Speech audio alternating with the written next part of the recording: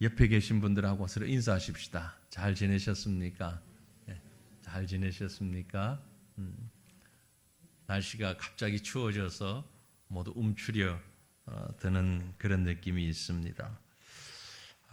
그래도 겨울은 추워야 제맛이죠.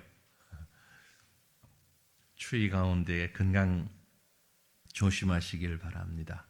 오늘 아침 우리가 읽었던 말씀 누가복음 1장 46절에서 55절 이 말씀은 성경의 다른 말씀들도 그런 말씀들이 있습니다만 별명이 있어요.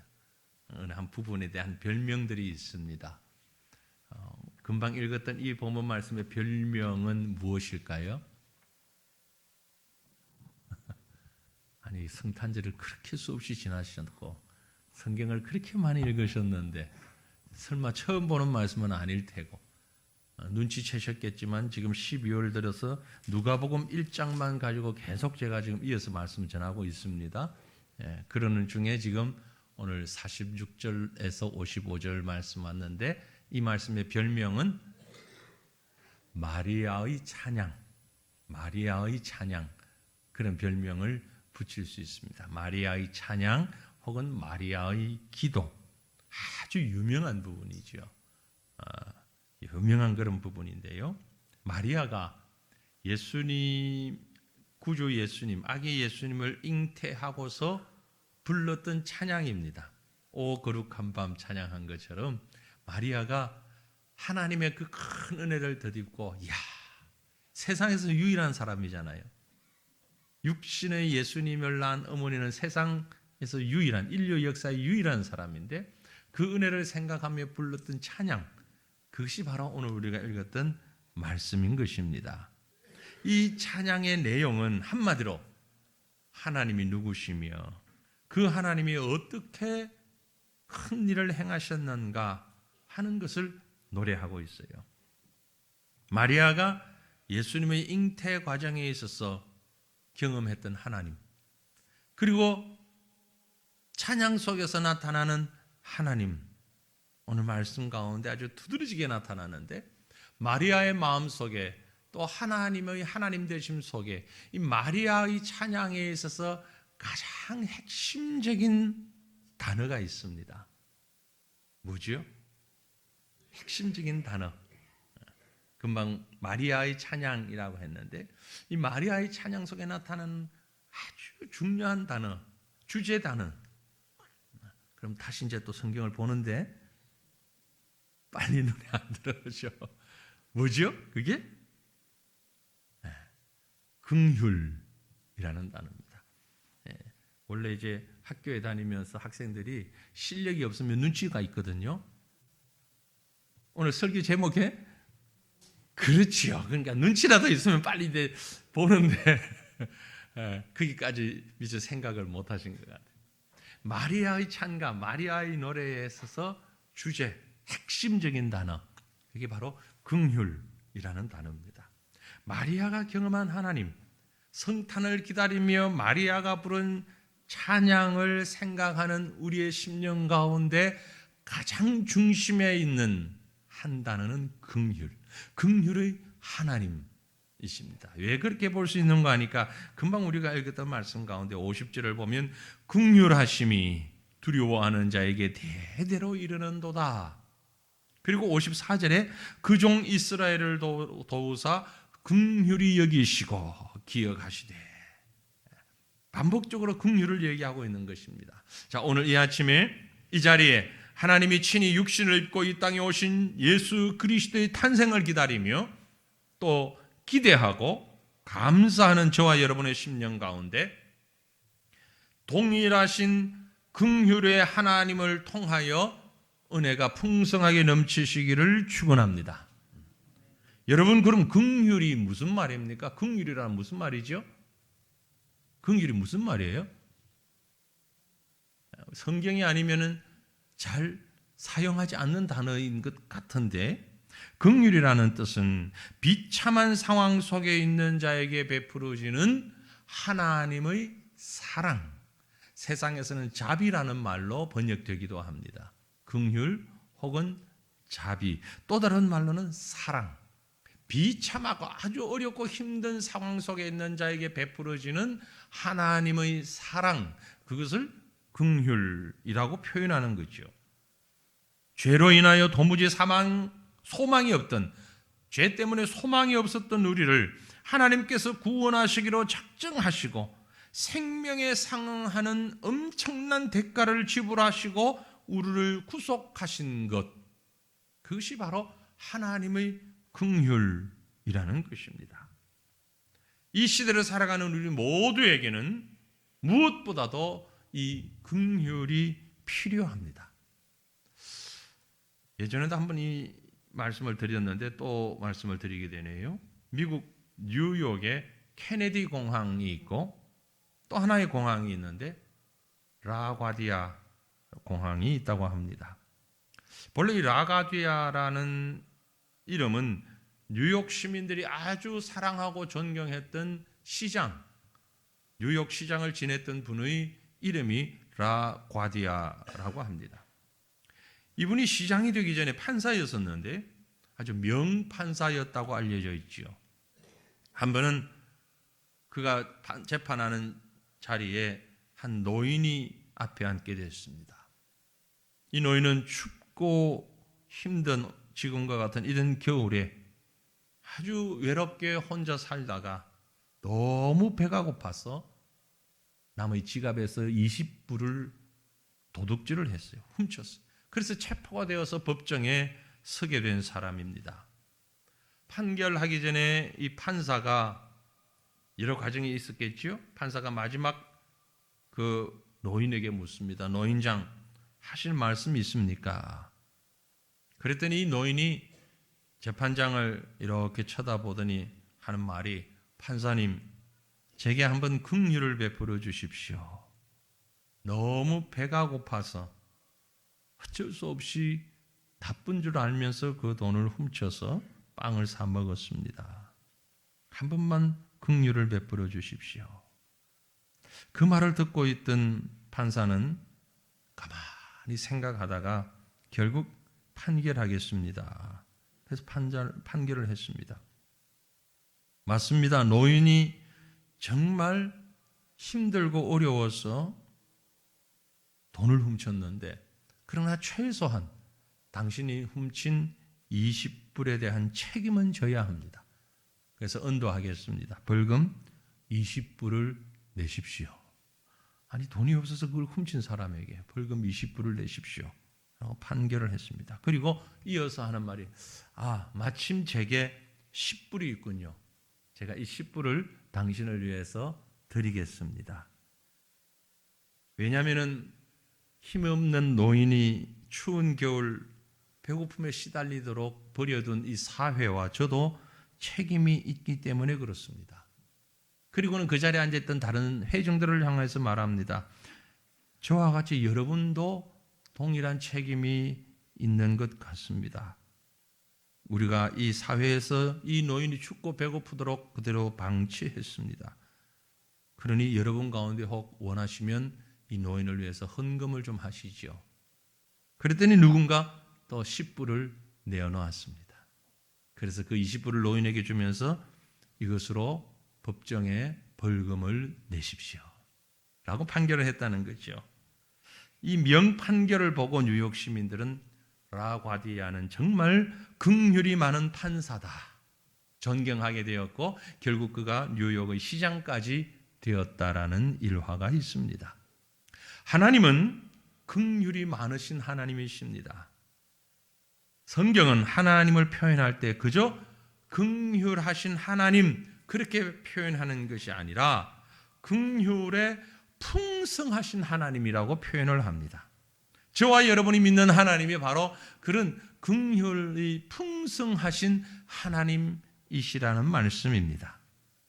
오늘 우리는 마리아가 아기 예수님을 잉태한 그 모습, 그리고 그 상황에서 찬양하는 그 고백 속에서 이 긍휼이 풍성하신 하나님을 많이 찾아볼 수 있습니다. 구체적으로 조금 나누어서 보면, 먼저 마리아를 선택하신 하나님의 긍휼을 볼 수 있습니다. 마리아를 선택하신 그 속에서 나타난 하나님의 긍휼. 마리아가 아기 예수님을 잉태하는 과정에 있어서 또 그 시점에 있어서 마리아는 여러분 스스로 어떤 감정을 가지고 있었을까요? 앞서 2주에 걸쳐서 계속 우리가 그 말씀을 나누고 있는데 오늘 이 마리아의 찬가, 마리아의 노래, 마리아의 찬송 혹은 기도 이 내용을 쭉 살펴보면 마리아가 느끼고 있었던, 본인이 느끼고 있었던 감정을 충분히 엿볼 수가 있습니다. 한두 가지 아주 인상적인 단어로 마리아 자신을 표현하고 있어요. 본문 48절에 보니까 그의 여종의 비천함을 돌보셨습니다. 보라 이제 후로는 만세의 나를 복이 있다 일컬이로다. 나중에는 나를 복이 있다고 사람들이 말하겠지만 현재 나의 모습은 매우 비천한 여종입니다. 여종의 비천함을 돌보셨다. 나는 매우 비천한 여인입니다. 비천한 여종입니다. 그렇게 표현하고요. 이어서 50절을 보면 긍휼하심이 두려워하는 자에게 대대로 이르는도다. 즉 나는 너무 두렵습니다. 지금 두려워 겁이 나 죽겠습니다. 2가지죠. 참 비천한 여종입니다. 그리고 나는 너무 겁이 나요. 두려워요. 솔직한 마리아의 고백이 아닐까라는 생각이 듭니다. 아기 예수님을 잉태하는 과정에서 이 2가지를 마리아는 뼈저리게 경험하고 있는 것이요. 비천한 어린 소녀, 이 비천하다를 영어로 번역된 아까 단어에 보면 humble이라는 단어를 썼는데요. 아주 낮은 신분, 매우 낮은 비참한 상태, 거지와 같은 상태를 이야기하는 말이 humble이라는 말입니다. 다른 말로 하면 열등감에 꽉 쪄들어 있다라는 얘기예요. 다른 누구보다도 자존감이 매우 낮고 열등감 속에서, 왜냐하면 지금 결혼도 안 한 아가씨가 임신을 했잖아요. 그러니까 이건 세상에 하늘이 무너지는 것과 같고 거기에 무슨 자존심이나 어떤 자기를 바라보는 말도 안 되는 열등감에 꽉 쪄들어 버렸어요. 이스라엘 많은 도시 가운데 화려한 각광을 받고 있던 예루살렘이라든지 뭐 이런 대도시가 아니고 나사렛, 그건 매우 시골 가운데도 깡시골. 그래서 예수님을 향해서 나사렛 사람이라는 말은 혐오하는 말입니다. 예수님을 높이는 말이 아니고 나사렛 사람 예수, 그 말은 아주 낮게 보면서 하는 말이에요. 이런 시골에서 마리아가 자라고 있었잖아요. 마리아의 고향이 바로 그곳이었잖아요. 그랬기 때문에 이미 지역적으로나 혹은 상황적으로나 너무너무 미천한 그런 자신의 모습을 보고 있는 마리아였어요. 그래서 주님을 향하여서 주님 나는 비천한 사람입니다. 그런데 이렇게 비천한 사람을 주님이 어떻게 쓰시겠다고 말씀하십니까? 라는 표현이 지금 들어있는 말이 비천한 여종의 비천함을 돌아보셨습니다. 라는 것입니다. 우리는 이 단어 속에서 그동안 살아왔던 인생의 자리에서 상대적으로 다른 사람들과 비교하면서 이 소녀 마리아가 얼마나 많은 열등감을 가지고 있었던가를 짐작해 볼 수 있어요. 그리고 또 하나, 저는 지금 두려워하고 있습니다. 우리가 마리아 그러니까 뭐 성탄이 되니까 마리아를 이쁘게 꾸며가지고 대단히 믿음이 좋아서 이 말 듣자마자 할렐루야 그러면서 벌쩍벌쩍 뛰면서 좋아했던 것처럼 오해하시는데 사실은 그렇지 않아요. 마리아도 우리와 똑같은 사람이잖아요. 그죠? 그런데 갑자기 잉태의 소식을 듣게 되었을 때 제일 먼저 드는 생각이 뭐겠습니까? 겁이 나죠. 맞습니다. 두려워요. 왜 마리아는 두렵지 않았을 것이라고 생각하십니까? 엄청난 스캔들에 지금 휘말리게 생겼습니다. 오늘날이라 할지라도 이런 스캔들에 휩싸일 수 있는데 2000년 전 상황에서는 이건 그 사회 가운데 제가 말씀드렸잖아요. 돌멩이 맞아 죽을 상황이라고. 그러니까 얼마나 겁이 났겠습니까? 어린 소녀가 임신하게 되었다. 말도 할 수 없는, 사람들로부터 받을 수모와 고통과 손가락질과 혐오와 비방의 말들, 어쩌면 목숨을 잃을 수밖에 없는 상황까지 가게 되어질 텐데 이들을 생각하니까 얼마나 두렵고 놀랍겠습니까? 그런데 이런 비천함에도 불구하고 이런 두려움을 안고 있음에도 불구하고 주님은 이 소녀에게 다가오셨습니다. 그리고 말씀하십니다. 얼마나 두려워하고 있었는가를 상대적으로 알 수 있는 것이 누가복음 1장 우리가 보고 있습니다만, 마리아가 잉태하자마자 하나님의 사자가 마리아에게 나타나셔서 첫 번째 한 첫 마디가 일성이 뭐였습니까? 30절 말씀이죠. 천사가 이르되 마리아야 두려워하지 말라, 무서워하지 말라. 네가 하나님께 은혜를 입었다. 무서워하지 마. 너 죽을 것 아니야. 네 잘못 아니야. 떨지 마. 너는 하나님께 은혜를 입어서 이 일이 되어진 것이야. 하나님께서 천사를 통해서 마리아에게 다가오셔서 첫 번째 하신 말씀이 무서워하지 말라는 거예요. 그 말은 그렇게 무서워서 벌벌 떨고 있었다라는 얘기예요. 사시나무 떨듯 떨고 있었던 거예요. 마리아가. 무서워하지 말라, 두려워하지 말라. 네가 하나님께 은혜를 입었다. 이것이 바로 우리가 두려워하지 말아야 할, 부끄러워야 하지 말아야 할 이유인 것입니다. 부끄러울 일도 아니고 두려울 일도 아니야. 하나님께 은혜를 받은 축복의 사건이야. 그걸 알려주고 있는 거지요. 천하고 보잘것없다고 생각하고 열등감에 사로잡혀 있는 한 소녀에게 주님이 찾아오셔서 너를 쓰시겠다 말씀하시는 거죠. 이건 결코 두려워하거나 부끄러워할 사건이 아니라고 위로하며 말씀하고 계시는 것입니다. 만져주시며 그를 세워주시는 격려의 메시지인 것입니다. 이 마리아의 선택 속에서 나타난 하나님의 긍휼, 우리가 볼 수 있어야 됩니다. 긍휼히 여기시는 하나님이라고 할 때에 긍휼히 여기시는 긍휼의 하나님, 오늘 이 제목을 헬라로 그대로 쓰면 엘 라훔, 히브리어죠. 히브리어로 엘 라훔이라는. 그런데 이 엘은 하나님을 얘기하는 것이고요. 라훔이라는 말은 레켐이라는 단어에서 나왔는데, 이 레켐이라는 단어가 뭐냐면은 엄마의 품이라는 뜻이에요. 엄마가 꼭 아기를 안고 있는. 다시 말해서 긍휼의 하나님이라는 말은 무슨 얘기냐면은 하나님께서 마치 엄마가 그 아기를 안는 것처럼 우리를 꼭 안아주시는, 이것이 하나님의 긍휼이라는 것이죠. 하나님은 지금 마리아를 그렇게 안고 계시는 것입니다. 사랑하는 성도들이여, 성탄의 의미가 무엇입니까?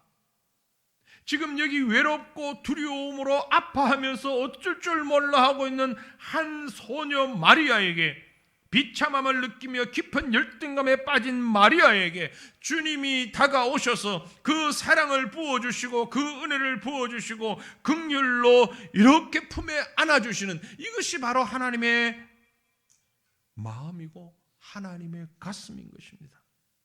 그래, 나는 하나님 앞에 은혜를 받은 여인이야 라는 사실을 깨닫게 되는 그때까지, 그 순간까지 주님이 안아주시는 것이죠. 하나님의 품에, 따뜻한 하나님의 품에 안아주심, 이것이 바로 성탄의 의미인 것입니다.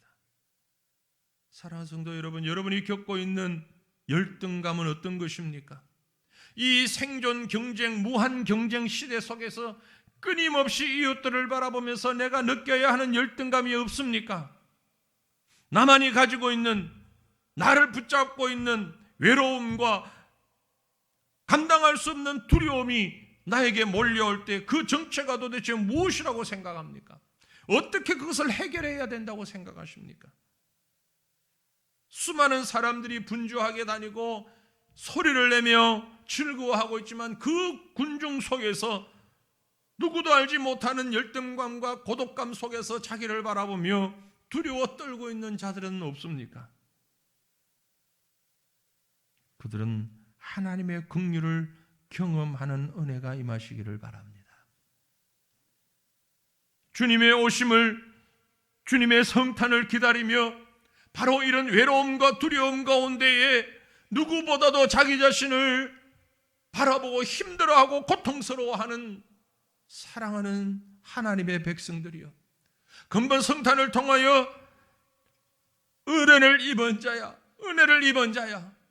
내가 너에게 은혜를 입혔기 때문에 이 모든 일들은 하나님의 은혜야. 위로하시며 안아주시며 싸매어 주시는 따뜻한 우리 아버지 하나님의 그 품을 경험하는 근본 성탄이 되시기를 간절히 바랍니다. 마리아의 선택 속에 나타난 하나님의 긍휼, 우리가 오늘 이 성탄의 사건에서 볼 수 있는 놀라운 하나님의 축복임을 믿으시길 바랍니다. 또 한 가지 본문에서 보니 이스라엘이라는 민족을 선택하는 그 선택 속에 나타난 하나님의 긍휼을 볼 수 있어요. 이스라엘을 선택하신 하나님의 긍휼. 마리아 개인뿐만이 아닙니다.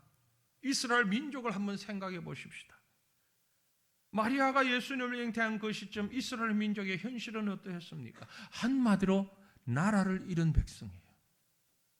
나라를 잃은 백성은요, 노예입니다. 지금도 그렇지만 당신은 더 그렇습니다. 아무리 돈이 많든 학식이 많든 권세가 많든 나라가 망하면 그 순간 그 사람은 노예로 전락하는 거예요.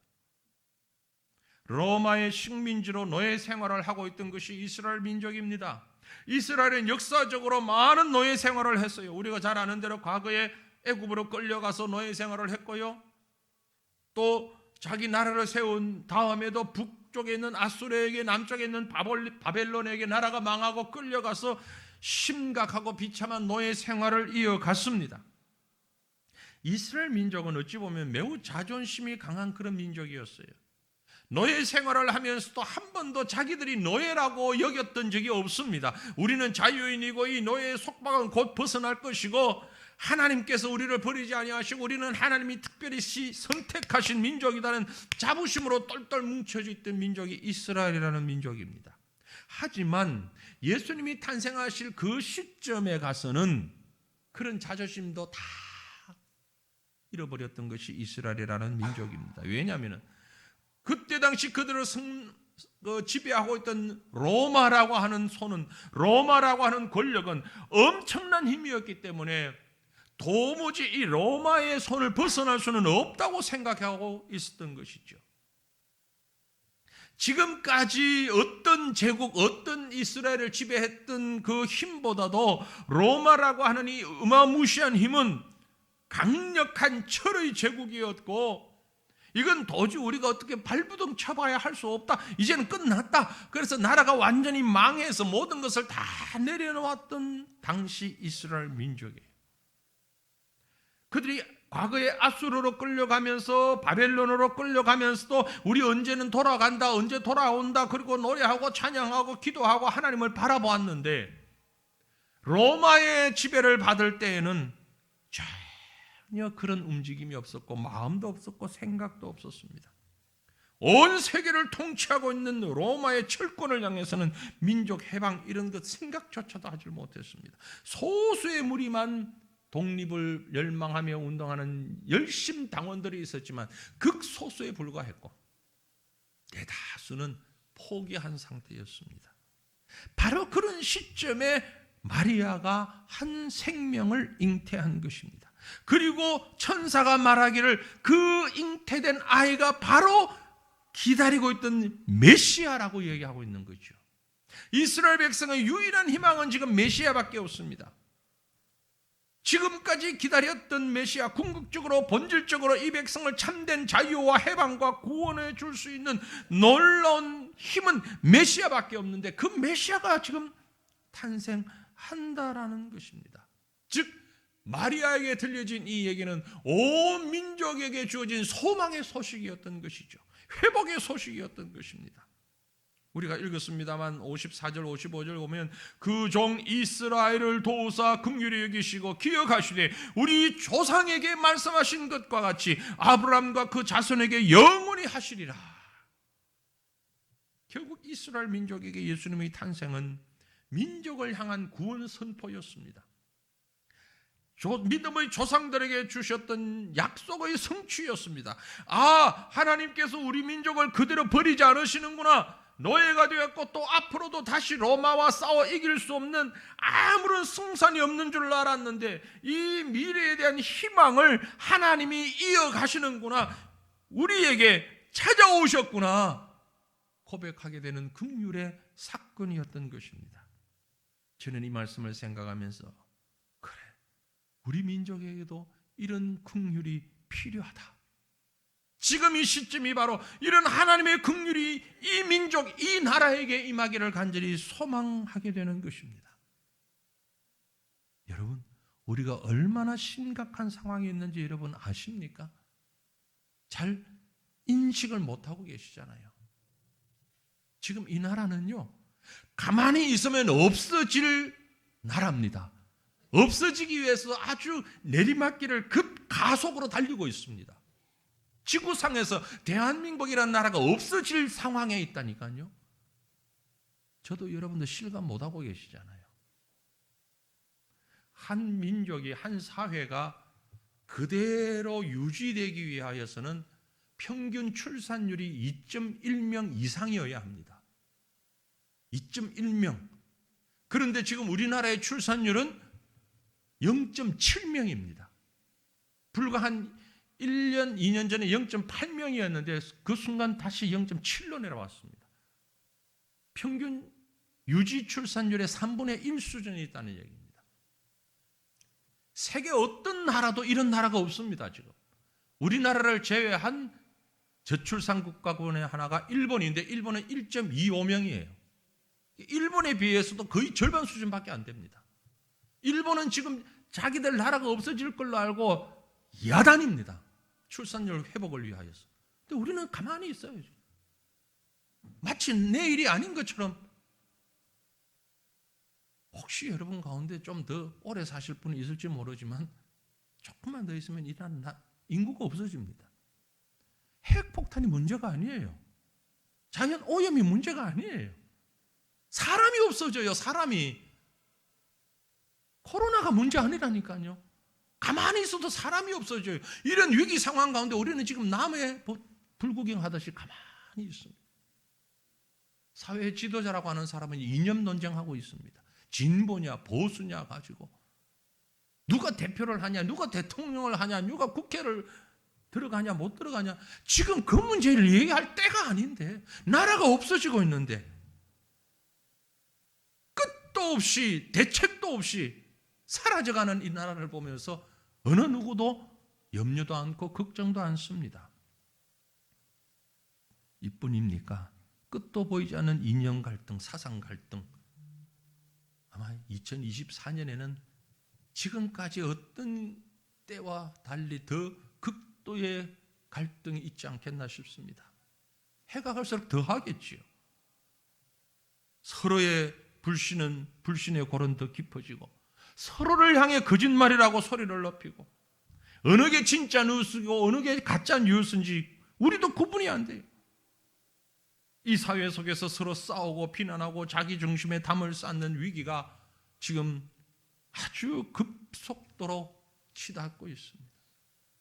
어쩌면 우리에게 남은 것은 서로를 비난하고 공격하면서 나의 정당성과 능력을 증명하기 위해 다른 사람을 누르는 삭막하고 기괴한 그런 사회만 만들어 놓고 있습니다.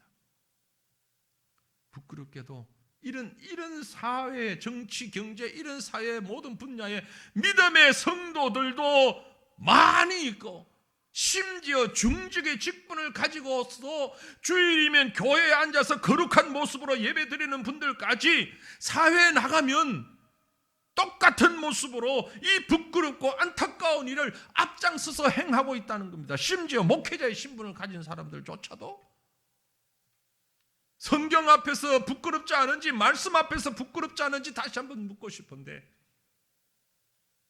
이런 상황을 보면서 우리가 다시 일어날 수 있을까? 우리가 다시 일어날 수 있을까? 길은 오직 하나뿐입니다. 우리 민족이 다시 한번 낮아져야 됩니다. 정말 낮아져서 하나님, 이 민족을 긍휼히 여겨 주시옵소서 간구해야 합니다. 이것만이 살 길입니다. 말씀으로 돌아가야 합니다. 하나님 앞으로 돌아가야 합니다. 겸허한 자리에 앉아서 살아계신 하나님의 긍휼을 간구하는 것만이 이 민족이 살 길입니다. 이스라엘 민족 가운데 긍휼을 베풀어 주신 하나님, 동일하신 긍휼을 우리 민족 가운데 베풀어 주시기를 간절히 간구하는 이번 성탄이 될 수 있기를 바랍니다. 성탄의 사건은 마리아의 선택에서 하나님의 긍휼을 경험했고, 이스라엘 민족을 버리지 아니하고 선택하신 하나님의 긍휼을 경험하는 시간이었습니다. 그러므로 이제 우리가 맞기 원하는 근본 성탄에도 이런 축복이, 이런 우리 민족과 나라를 위해 함께하는 하나님의 긍휼이 넘치시기를 소망합니다. 마지막으로 우리는 이 성탄을 통해, 마리아의 찬양을 통해 나를 선택하신 하나님의 긍휼을 기억할 수 있기를 바랍니다. 여러분과 저의 신앙생활 출발을 한번 생각해 봅시다. 어떻게 예수 믿게 되었습니까? 우리가 어떻게 신앙생활을 하게 되었습니까? 여러분이 고민하고 연구하고 검토하고 데이터를 수집하고 그래서 내린 결론이 내가 예수를 믿자라는 것이었습니까? 아마 대부분은 그렇지 않을 것입니다. 어쩌다 보니까 믿게 됐어요. 나도 모르게 돌아보니까 믿고 있어요. 이것이 은혜인 줄 믿습니다. 이것이 은혜예요. 나 같은 사람이 예수 믿고 죄 사함 받아 하나님의 자녀가 될 수 있었던 것, 이게 바로 하나님의 은혜요, 하나님의 긍휼이었습니다. 부모가 믿어서 내가 믿었습니까? 그것도 생각해 보면 하나님의 은혜죠. 그대로 놓아뒀으면 내가 정말 예수 믿었을까요? 하나님을 알았을까요? 아니요. 하나님께서 하나님의 능력으로, 하나님의 은혜로 우리를 붙잡으셨고 긍휼을 베풀어 주신 것입니다. 그래서 우리는 이렇게 고백할 수 있습니다. 에베소서 말씀처럼 너희는 이 은혜에 하여 믿음으로 말미암아 구원을 받았으니 이것은 너희에게서 난 것이 아니요 하나님의 선물이라. 그런데 여러분, 이 하나님의 선물이 우리에게 주어졌다는 사실을 강조하면서 놀라운 것은 그 앞에 에베소서 2장 8절 말씀 앞에 한 말씀이 더 나옵니다. 같은 맥락 속에서 4절 말씀에 보면 긍휼에 풍성하신 하나님이 우리를 사랑하신 그 큰 사랑으로 인하여 우리에게 그 믿음을 선물로 주셨다고 말씀하고 있는 거죠. 긍휼에 풍성하신 하나님, 우리를 그대로 버려두지 않고 우리를 사랑하신 그 큰 사랑 때문에 예수 그리스도가 주어졌고, 또 우리가 그를 믿는 믿음이 주어졌고 하나님의 자녀가 될 수 있었던 것입니다. 이 얼마나 놀라운 하나님의 은혜며 하나님의 축복이며 긍휼입니까? 여러분이 함께 구원받은 이 사건은 하나님의 긍휼 때문이라는 사실을 믿으시길 바랍니다. 예수 믿고 구원받은 후 지금까지 어떻게 살아왔습니까? 구원받았으니까 당당하게, 진실하게, 겸손하게 하나님을 기쁘시게 하는 그런 거룩한 성도의 삶을 살아오셨습니까? 아마 많은 분들이 예라고 대답하기 부담스러울 겁니다. 하나님의 손길이 은혜인 줄 알면서 그 은혜로 구원을 받았고 하나님의 자녀가 되었음에도 불구하고 우리는 하나님 앞에서 이 사실을 깨닫지를 못하고 살아갈 때가 너무나 많이 있습니다. 1년에 한 번이라도 성탄을 생각하게 하는 이유가, 주님이 이 땅에 오셨음을 생각하게 하는 이유가 바로 우리를 구원하시기 위하여, 아니 나를 구원하시기 위하여서 하나님의 긍휼의 손길로 다가오신 사실이 성탄이라는 사실을 다시 한번 기억할 수 있기를 바랍니다. 그래서 이 사실을 기억하며 이 사실을 고백하는 자는 사도 바울과 같은 고백을 할 수 있을 것이라고 여겨집니다. 이미 성탄 이런저런 준비, 축하, 축복 다 하고 계실 것 같아서 그렇지만 기억하셨다가 내년 성탄에는 이런 고백을 좀 했으면 좋겠어요. 내가 나 된 것은 하나님의 은혜로 된 것이니 내게 주신 그의 은혜가 헛되지 아니하여 내가 모든 사도보다 더 많이 수고하여서는 내가 한 것이 아니요 오직 나와 함께 하신 하나님의 은혜로다. 성탄은 무엇이다? 하나님의 은혜다. 나를 향한 하나님의 은혜다. 내가 나 된 것은 하나님의 은혜로 된 것이요 나와 함께 하신 하나님의 은혜가 주님이 육신을 입고 이 땅에 오신 이 성육신 사건임을 기억하시고 잊지 마시기를 바랍니다. 성탄에 이 말씀을 암송하는 사람들이 별로 없는 것 같아요. 성탄의 본질을 나타내는 말씀이 바로 이 말씀, 하나님의 은혜예요. 하나님의 축복이에요. 혼자 보내는 성탄이라고, 선물 받지 못한 성탄이라고, 남들처럼 신난 일이 없는 성탄이라고 혹시 마음 아파하십니까? 전혀 그러지 마십시오. 이보다 더 큰 선물이 어디 있습니까? 나의 나된 것이 하나님의 은혜임을 믿는 것은 엄청난 성탄 선물입니다. 이것이 바로 하나님의 긍휼로 인한, 나를 사랑하시는, 나를 안아주시는 하나님의 따뜻한 품에서 느낄 수 있는 선물이기 때문에 그렇습니다. 성탄은 바로 이런 사건입니다. 저와 여러분을 긍휼히 여겨셔서 하나님께서 아기 예수님을 보내주신 사건, 그것이 바로 성탄인 줄 믿습니다. 이 사건이 과거 속의 사건으로 끝나지 않게 하시기를 바랍니다. 지금도 우리 가운데 오셔서 나를 긍휼히 여기시고 나와 함께 하시는 우리 주님을 발견하며 그 은혜에 감격하는 근본 성탄이 바로 이 시간이 될 수 있기를 주님의 이름으로 축원합니다. 우리 함께 기도하겠습니다. 하나님의 긍휼과 그 은혜로, 그 사랑으로